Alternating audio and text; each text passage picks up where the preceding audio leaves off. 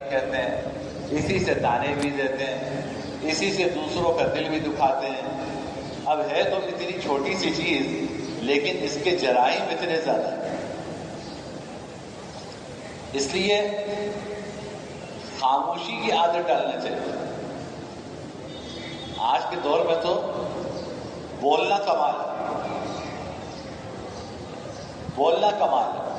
جو بیچارہ کہیں بولتا نہیں تو کہتے ہیں یہ جھجکتا ہے اور یہ کانفیڈنٹ نہیں ہے کیونکہ یہ بولتا نہیں ہے۔ تو زمانہ بدل گیا، قدریں بدل گئی۔ بولنا کمال نہیں ہے، خاموش رہنا کمال ہے۔ انسان بول کر تو پچھتاتا ہے، خاموش رہ کے نہیں پچھتاتا۔ حدیث میں فرمایا من صمت نجا، جو